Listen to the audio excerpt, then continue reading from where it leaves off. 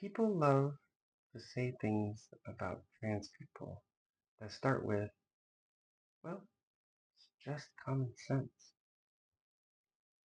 Common sense says sex is binary. Common sense says trans people are new. Common sense says kids cannot know who they are. But here's the problem. Common sense isn't evidence. Today, I want to walk through some of the most common sense claims about trans people, where they come from, why they feel convincing, and why they fall apart when you actually look at biology, history, and social science. Let's start with the one people treat as untouchable. Sex is binary. That sounds obvious because we're taught it early and repeated it often. But biology doesn't actually work with single switches. Sex is made up of multiple traits. The chromosomes, hormones, gonads, internal anatomy, external anatomy, and development over time. Those traits usually align in ways we label male or female, but not always. Intersex variations are a natural part of human biology. They aren't errors or hypotheticals. They're documented, studied, and medically recognized. So when people say sex is binary, what they really mean is binary categories are convenient. Convenience is not the same as biological accuracy. Another common claim is that trans people are a modern invention. That only works if you treat modern English terminology as the starting point of human existence.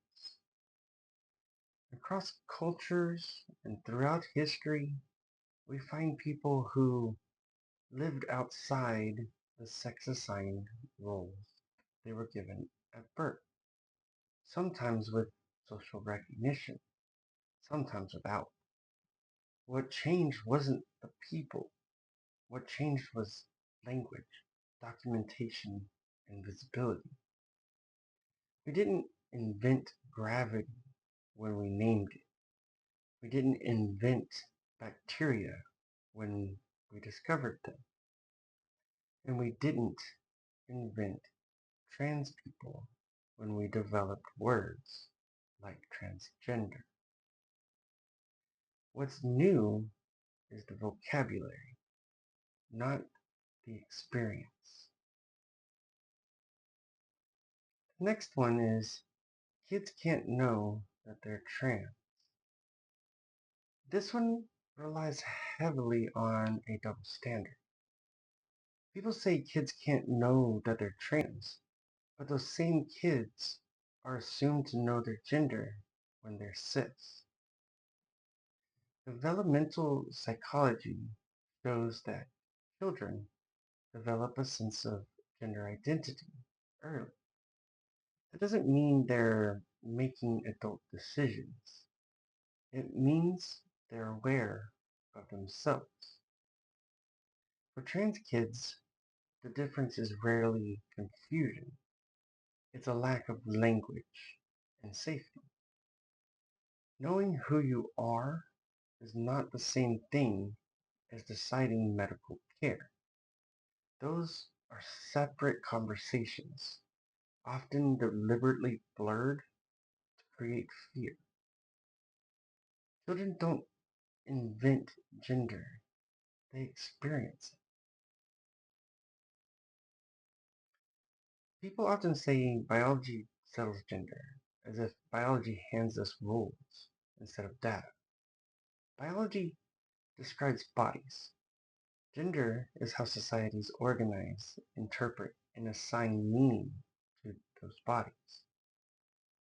That's why gender roles, categories, and expectations vary across culture and across time. If biology alone dictated gender, it would look the same everywhere, and it doesn't. Science explains what is. Societies decide what it means. Confusing those two things is how people turn scientific language into social enforcement. Another one is transition is cosmetic. This claim sounds reasonable until you ask what medicine is actually for. Transition isn't about aesthetics, it's about function, mental health, social recognition, and physical comfort. Medical care is evaluated by outcomes, not vibes. And the evidence consistently shows that gender affirming care improves quality of life for many trans people. Calling transition cosmetic only makes sense if you treat trans well-being as optional. And healthcare has never worked that way. Somehow, pronouns became political. Pronouns didn't come from politics. They came from language doing what language does, helping humans communicate clearly. We use pronouns constantly, often without even noticing, to signal respect and understanding. They only feel political when people are told to experience them as a threat. Language changes. It always has. That isn't ideology. It's just linguistics. Respectful language isn't control. It's cooperation. Common sense isn't neutral. This is the quiet lie underneath all the others. Common sense feels neutral because it reflects what a society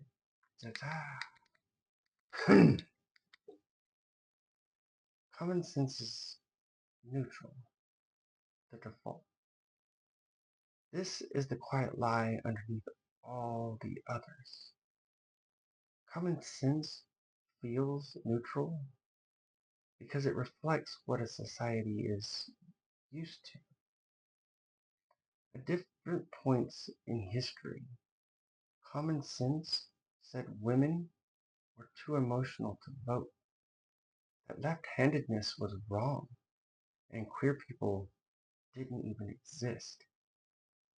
Common sense isn't a referee, it's a snapshot of social habits.